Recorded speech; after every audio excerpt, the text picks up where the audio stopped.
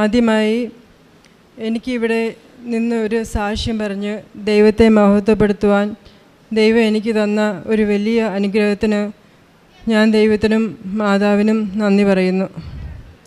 എൻ്റെ പേര് ശീതൾ, കണ്ണങ്കരയിൽ നിന്ന് വരുന്നു. ഓസ്ട്രേലിയയിലാണ് ഇപ്പോൾ ജോലി ചെയ്യുന്നത്. എൻ്റെ മമ്മിക്ക് ഉടമ്പടി വഴി കിട്ടിയ ഒരു വലിയ രോഗസൗഖ്യം സാക്ഷ്യപ്പെടുത്തുകയാണ് ഞാനിവിടെ. 2021 മാർച്ച് അവസാനം എൻ്റെ മമ്മിയുടെ കഴുത്തിൻ്റെ ഭാഗത്ത് 2 മുഴ കാണുകയും അത് ഡോക്ടറിനെ കാണിക്കുകയും ഇടയായി. ഡോക്ടർ വിവിധ ടെസ്റ്റുകളെല്ലാം ചെയ്തു, FNAC, മാമോഗ്രാം എല്ലാം ചെയ്തു. അതിൽ മമ്മിക്ക് ക്യാൻസർ ആണെന്ന് തെളിഞ്ഞു. പിന്നെ തുടർന്ന് ഒരു ഓൺകോളജി ഡോക്ടറിനെ കാണാൻ നിർദ്ദേശിക്കുകയും ഡോക്ടറിനെ കാണുകയും ആ ഡോക്ടർ പെറ്റ് സ്കാനിന് നിർദ്ദേശിക്കുകയും ചെയ്തു. ആ പെറ്റ് സ്കാൻ്റെ റിസൾട്ട് വന്നപ്പോൾ മമ്മിക്ക് റൈറ്റ് ബ്രസ്റ്റിൽ ക്യാൻസർ ആണെന്നും അത് ചെസ്റ്റിലേക്ക് പകർന്നെന്നും ലിംഫ് നോഡ്സിലേക്ക് അങ്ങോട്ട് സ്പ്രെഡായെന്നും ഡോക്ടർ പറഞ്ഞു. മമ്മിക്ക് ആ സമയത്ത് 2nd സ്റ്റേജ് കഴിഞ്ഞതായും കണ്ടെത്താൻ സാധിച്ചു. തുടർന്ന് ഡോക്ടർ വലിയൊരു ട്രീറ്റ്മെൻറ്റിൻ്റെ നിര തന്നെ മമ്മിയോട് പറഞ്ഞു. 4 കീമോ വീതമുള്ള 4 സൈക്കിളുകൾ, അതായത് 16 സൈക്കിളും പിന്നെ തുടർന്ന് സർജറിയും ചെയ്യണമെന്ന് ഡോക്ടർ പറഞ്ഞു. ആദ്യത്തെ 4 കീമോ കഴിഞ്ഞ ശേഷം സർജറി വേണമെന്ന് ഡോക്ടർ പറയുകയുണ്ടായി. ഈ വിവരങ്ങളെല്ലാം എൻ്റെ ഡാഡി എന്നെ ഫോണിൽ ഓസ്ട്രേലിയയിലേക്ക് വിളിച്ച് പറഞ്ഞു. സങ്കടം കണ്ട ഒരു നിമിഷം ഒത്തിരി പൊട്ടിക്കരഞ്ഞെങ്കിലും ആ കരച്ചിൽ അവസാനിച്ചപ്പോൾ ഞാൻ ചിന്തിച്ചത് ഒരൊറ്റ കാര്യം മാത്രമായിരുന്നു. കൃപാസനത്തിൽ വരണമെന്നും ഉടമ്പടി എടുക്കണമെന്നും മാത്രമായിരുന്നു. കാരണം ഉടമ്പടിയിലൂടെ എൻ്റെ മമ്മിയുടെ ക്യാൻസർ പൂർണ്ണമായും സൗഖ്യപ്പെടുമെന്ന് ഞാൻ അടിയുറച്ച് വിശ്വസിച്ചിരുന്നു. തുടർന്ന് റിപ്പോർട്ടുകൾ കാണുന്നതും ഡിസ്കസ് ചെയ്യുന്നതും ഒക്കെ വീട്ടിലൊരു ഇതായി. അപ്പോൾ ഞാൻ എല്ലാവരോടും പറഞ്ഞായിരുന്നു, ആരും ഒന്നും ഓർത്ത് വിഷമിക്കണ്ട, ഈ റിസൾട്ടുകൾ കാര്യമാക്കുകയും വേണ്ട.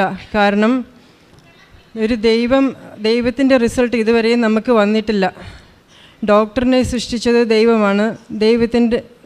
ആ ഡോക്ടറിൻ്റെ ഡയഗ്നോസിസ് ഇനീഷ്യൽ ഡയഗ്നോസിസായി മാത്രം കണ്ടാൽ മതി. എൻ്റെ ഈശോയ്ക്കാണ് അതിലെല്ലാം പരമാധികാരമുള്ളത്. ഫൈനൽ ഡയഗ്നോസിസ് തരുന്നത് എൻ്റെ ഈശോയാണെന്ന് ഞാൻ എൻ്റെ കുടുംബത്തെ ശക്തിപ്പെടുത്തുകയും പറഞ്ഞ് വിശ്വസിപ്പിക്കുകയും ചെയ്തുകൊണ്ടിരുന്നു. അങ്ങനെ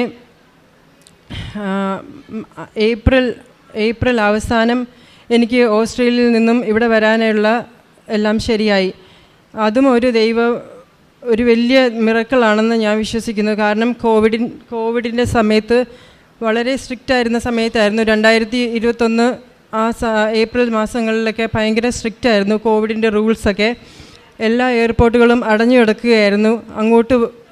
അവിടെ നിന്ന് ഇങ്ങോട്ട് വരാനോ ഇവിടെ നിന്ന് അങ്ങോട്ട് പോകാനോ വളരെ ബുദ്ധിമുട്ടുള്ള സമയമായിരുന്നു. എങ്കിൽ തന്നെയും ഞാൻ എൻ്റെ മനസ്സിലൊന്ന് വിചാരിച്ചത് മാത്രമേ ഉള്ളൂ, ഉടമ്പടി എടുക്കണമെന്ന്. ബാക്കി എല്ലാ കാര്യങ്ങളും എൻ്റെ ഈശോ എനിക്ക് സാധ്യമാക്കി തരികയായിരുന്നു, എല്ലാം ചെയ്തു തരികയായിരുന്നു എൻ്റെ ഈശോ. അങ്ങനെ അത്ഭുതകരമായി ഞാൻ ഏപ്രിൽ അവസാനം ഇവിടെ എത്തുകയും ഏപ്രിൽ 22-ാം തീയതി ഉടമ്പടി എടുക്കുകയും ചെയ്തു. ഞാൻ വരുന്നതിന് തൊട്ട് മുമ്പ് മമ്മിയുടെ ട്രീറ്റ്മെൻറ്റ് തുടങ്ങിയിരുന്നു. എന്നാൽ ഉടമ്പടി എടുത്ത് 6 നിയോഗങ്ങളിൽ ആദ്യത്തേത് എൻ്റെ മമ്മിയുടെ അസുഖം തന്നെയായിരുന്നു വെച്ചിരുന്നത്. അങ്ങനെ ഉടമ്പടിയുടെ എല്ലാ നിബന്ധനകളും വളരെ സ്ട്രിക്റ്റായിട്ട് ഞാൻ പാലിക്കാൻ ശ്രദ്ധിച്ചിരുന്നു. കോവിഡിൻ്റെ സമയം ആയതിനാൽ പ്രേക്ഷിത പ്രവർത്തനങ്ങൾക്കും കുമ്പസാരിക്കാനും ഒക്കെ വളരെ ബുദ്ധിമുട്ടുണ്ടായിരുന്ന സമയമായിരുന്നു. എങ്കിലും ജസ്റ്റ് മനസ്സിലോർത്ത് ഇറങ്ങി തിരിച്ചപ്പോൾ ദൈവം അതിനെല്ലാം എനിക്ക് വഴിയൊരുക്കി തന്നു. ഒരു പ്രയാസവും കൂടാതെ എല്ലാ കാര്യങ്ങളും ചെയ്യാൻ സാധിച്ചു. പ്രേക്ഷിത പ്രവർത്തനമാണെങ്കിലും കുമ്പസാരമാണെങ്കിലും എല്ലാ രീതിയിലുള്ള പ്രാർത്ഥനകളും എല്ലാം കൂടാനും ഒരു കുഴപ്പവും കൂടാതെ എനിക്കെല്ലാം ചെയ്യാൻ സാധിച്ചു. അങ്ങനെ അങ്ങനെ രാവിലെയും വൈകുന്നേരവും ഞങ്ങൾ പ്രതിഷ്ഠീകരണ പ്രാർത്ഥനയും ഉടമ്പടി പ്രാർത്ഥനയും എല്ലാം ചൊല്ലുമായിരുന്നു. ഉടമ്പടി വസ്തുക്കളെല്ലാം ഉപയോഗിച്ച് പ്രാർത്ഥിക്കുമായിരുന്നു. ഉടമ്പടി തൈലം മമ്മിയുടെ നാവിൽ രാവിലത്തെ പ്രാർത്ഥന കഴിഞ്ഞും രാത്രിയിലത്തെ ഉടമ്പടി പ്രാർത്ഥനയ്ക്ക് ശേഷവും ഉടമ്പടി തൈലം മമ്മിക്ക് നാവിൽ ഒഴിച്ചു കൊടുക്കുമായിരുന്നു. ഉടമ്പടി ഉപ്പും അങ്ങനെയുള്ള നേർച്ച വസ്തുക്കൾ ഉപയോഗിച്ച് മമ്മി കുളിക്കുമായിരുന്നു. ഉപ്പ് വെള്ളത്തിൽ കലർത്തി കുടിക്കുമായിരുന്നു. അങ്ങനെ ഓരോ നേർച്ച വസ്തുക്കളും അതാത് വിശ്വാസത്തോടുകൂടി വിശ്വാസ പ്രമാണം ചൊല്ലി ഞങ്ങൾ ഉപയോഗിക്കുകയും ചെയ്യുമായിരുന്നു. അങ്ങനെ രണ്ടാമത്തെ സ്കാൻ ജൂലൈയിൽ ആദ്യം നടന്ന രണ്ടാമത്തെ സ്കാനിൽ അതിനു മുമ്പുള്ള ഓരോ ചെക്കപ്പുകളിലും ചെല്ലുമ്പോഴും ഡോക്ടർ ചെക്ക് ചെയ്തിട്ട് പറയുമായിരുന്നു ഇവിടെ മുഴയൊന്നും ഇല്ലല്ലോ, എല്ലാം പോയല്ലോ എന്ന് പറയുമായിരുന്നു ഉടമ്പടിക്ക് ശേഷമുള്ള എല്ലാ ചെക്കപ്പുകളിലും. ജൂലൈ ആദ്യം ഡോക്ടർ വന്നിട്ട് പെറ്റ് സ്കാൻ ചെയ്യാനും പറഞ്ഞു. ആ പെറ്റ് സ്കാനിൽ ആ സമയങ്ങളിൽ റിസൾട്ട് വരുന്ന സമയത്തായിരുന്നു മമ്മിയുടെ ബർത്ത്ഡേയും. അപ്പം മമ്മി എപ്പോഴും പ്രാർത്ഥിക്കുമായിരുന്നു മമ്മിയുടെ ബർത്ത്ഡേക്ക് ഒരു ഗിഫ്റ്റ്, വലിയൊരു ഗിഫ്റ്റായിട്ട് വരണേ മാതാവേന്ന്. മമ്മി പറഞ്ഞ പോലെ തന്നെ മമ്മിയുടെ ബർത്ത്ഡേയുടെ അന്ന് തന്നെ മമ്മിക്ക് റിസൾട്ട് അറിയാൻ സാധിച്ചു. അതൊരു വലിയ ബർത്ത്ഡേ ഗിഫ്റ്റായിരുന്നു. മമ്മിക്ക് ഒരു പാടുപോലും ഇല്ലാതെ എല്ലാം മാഞ്ഞു. ക്യാൻസറിൻ്റെ യാതൊരുവിധ അണുക്കളും മമ്മിയുടെ ശരീരത്തില്ലെന്ന് ഡോക്ടർ പറയുകയുണ്ടായി. തുടർന്ന് 2 പെറ്റ് സ്കാനും കൂടെ നടന്നു. അതിലെല്ലാം ഓൾ ക്ലിയർ എന്ന റിസൾട്ടാണ് മമ്മിക്ക് ലഭിച്ചത്. അങ്ങനെ ദൈവം ഞങ്ങളുടെ കുടുംബത്ത് ഒരു വലിയ ഒരു അനുഗ്രഹം, രോഗസൗഖ്യം തന്നതിന് ഞാൻ ഈശോയ്ക്കും മാതാവിനും 1000 നന്ദി പറയുന്നു. അതുകൂടാതെ എൻ്റെ ഡാഡിക്ക് 8-10 വർഷമായ നടുവേദന, അത് മാറാതെ ഇരുന്ന നടുവേദനയായിരുന്നു. ട്രീറ്റ്മെൻറ്റുകളൊക്കെ ചെയ്തിട്ടൊന്നും വലിയ ഫലമൊന്നും ഉണ്ടായിരുന്നില്ല. അതൊരു നിയോഗമായി ഞാൻ വെച്ചിട്ടുണ്ടായിരുന്നു. ഡാഡിയുടെ നടുവേദനയും പൂർണ്ണമായും ഭേദമായെന്ന് ഡാഡി സാക്ഷ്യപ്പെടുത്തുന്നു. അതിൽ പിന്നെ നടുവേദനയൊന്നുമില്ല. ഡാഡി നടുവിന് വേദനയ്ക്ക് വേണ്ടി യാതൊരു മരുന്നും കഴിക്കുകയും ചെയ്യുന്നില്ല. അങ്ങനെ 2 നിയോഗങ്ങൾ ദൈവം എനിക്ക് സാധിച്ചു തന്നു. ബാക്കി ചെറുതും വലുതുമായ അനേകം അനുഗ്രഹങ്ങൾ എൻ്റെ കുടുംബത്ത് വേറെയും ഉണ്ട് എനിക്ക് പറയാൻ. എൻ്റെ പേര് സോജ അരുൺ. ഞാൻ തൃശ്ശൂർ ജില്ലയിലെ സരിതപുരം ഇടവകയിൽ നിന്ന് വരുന്നു.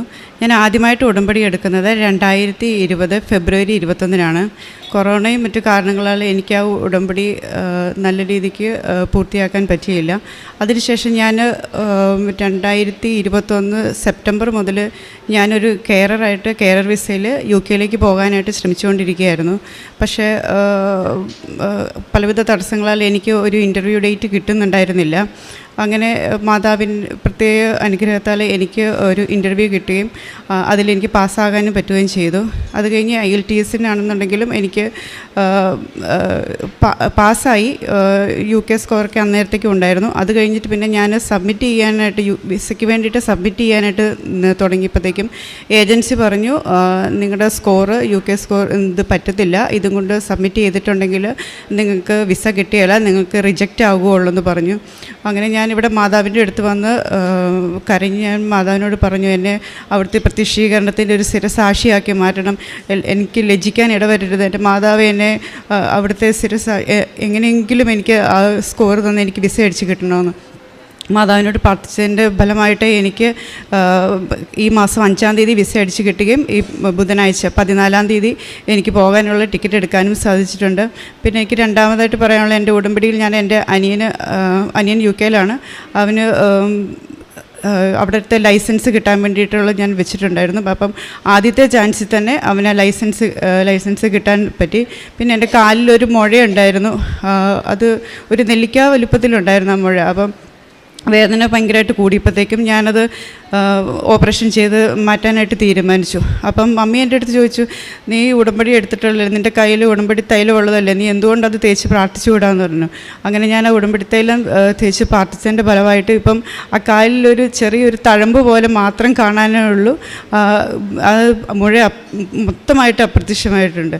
ഇത്രയും അനുഗ്രഹങ്ങൾ തന്ന ഈശോയ്ക്കും തിരുക്കുമാരനും 1000 നന്ദി ഞാൻ പറയുന്നു.